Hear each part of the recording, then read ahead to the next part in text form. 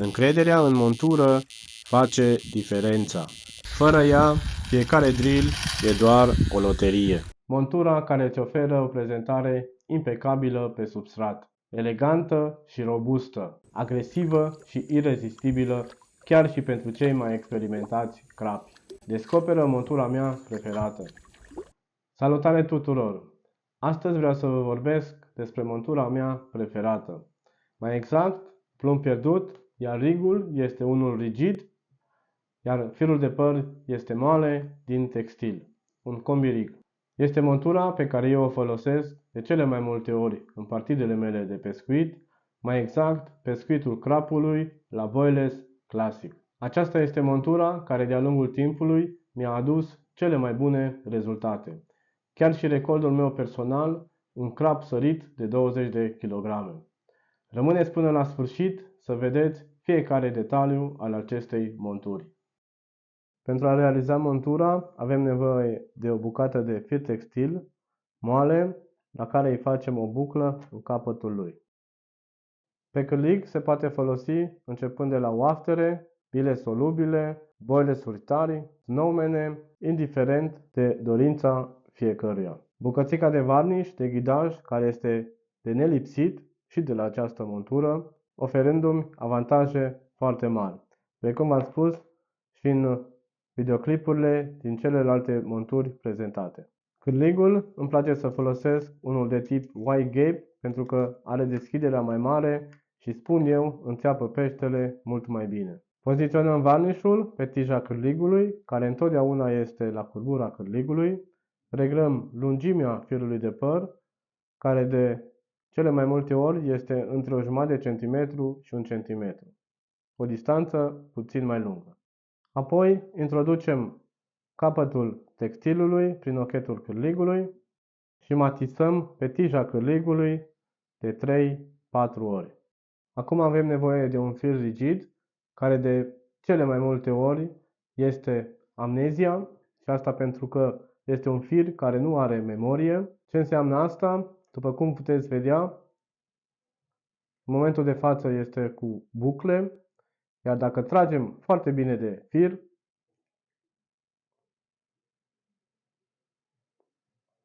acesta se întinde și rămâne drept, ceea ce mi oferă avantaje. Mai exact, firul rămâne perfect întins pe substrat, un lucru care este esențial la această montură. Tăiem o bucată de fir, capătul firului îl introducem prin ochetul cârligului,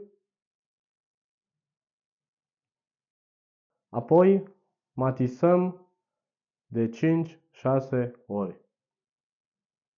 Introducem din nou capătul firului prin ochetul cârligului, foarte important, cum v-am mai spus, din spate în față, spre vârful cârligului. Strângem și montura noastră este aproape gata. Tăiem surplusul de fir, verificăm montura. După cum se vede, cârligul se rotește de fiecare dată și înțeapă în buza de jos a peștelui, oferind o agresivitate mult mai mare. Lungimea rigului eu îl fac de aproximativ 20 de centimetri, astfel nu am avut niciodată probleme cu el în aruncare, firul nu s-a încurcat, având totodată și o prezentare bună pe un substrat cu nămol. În capătul firului facem o buclă prin nodul 8. Aici vă recomand să umeziți nodul înainte să-l strângeți.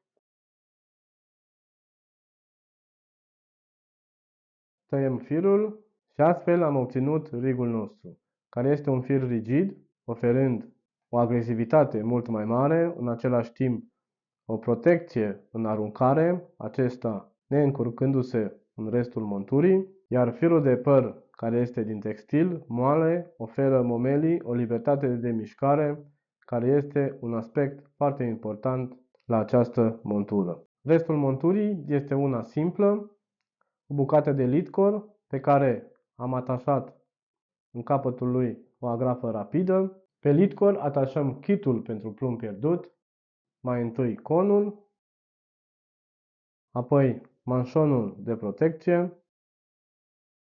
Introducem agrafa rapidă în conul de la kitul pentru plumb pierdut. Pe rig adăugăm un manșon de protecție, introducem rigul în agrafa rapidă, iar peste tragem manșonul de protecție. Aici avem o libertate de mișcare a rigului care ne oferă siguranța că acesta nu o să se încurce în momentul lansării. În același timp, oferă și o libertate de mișcare în apă. Atașăm plumbul, tragem manșonul de protecție și montura noastră este gata. Această montură funcționează perfect cu momeli diverse, precum bile solubile, băle stare sau chiar wafter, iar indiferent de alegerea momelii, cârligul rămâne întotdeauna pe substrat, oferind prezentarea impecabilă și robustă, indiferent de curenții din apă. Alăturat am introdus un alt rig care este rigid, cap-coadă, iar astfel vă puteți da seama mult mai bine de poziția cârligului pe substrat. După cum puteți vedea, la firul rigid, cap-coadă, poziția cârligului este mult mai ridicată, iar la rigul cu fir de păr din textil, poziția cârligului este pe substrat. O astfel de poziție ridicată a cârligului de pe substrat, după părerea mea, poate trezi suspiciuni din partea peștilor, mai ales din partea peștilor mari. Chiar și în timpul unor mici curenți produși de aripioarele peștilor, cârligul la firul de păr moale din textil rămâne pe substrat, în timp ce la celălalt rig este ridicat. Ce face această montură atât de specială? Este agresivă, cârligul înțeapă rapid și eficient. Este robustă, rezistă în orice condiții, indiferent de stilul de pescuit, fie că lansăm sau plantăm. Este versatilă, poate fi folosită cu sau fără săculeț solubil. Acest rig mi-a adus capturi memorabile și, cel mai important, încrederea că funcționează impecabil de fiecare dată. Într-o partidă de pescuit, încrederea în montură este esențială. Aceasta este montura mea de încredere. Montura care nu lipsește niciodată din trusa mea de pescuit. Dacă nu ai încercat-o până acum, îți recomand să o faci și cu siguranță nu te va dezamăgi. Testează-o și ai să observi diferența. Nu uita să te abonezi la canal dacă nu ai făcut-o până acum pentru a vedea și alte monturi eficiente prezentate pe canal, precum și sfaturi despre pescuit. În continuare, aștept părerile voastre despre această montură, precum și monturile voastre preferate. Iar până data viitoare, mergeți la pescuit, bucurați-vă de natură, bucurați-vă de fiecare pește. Vă salut!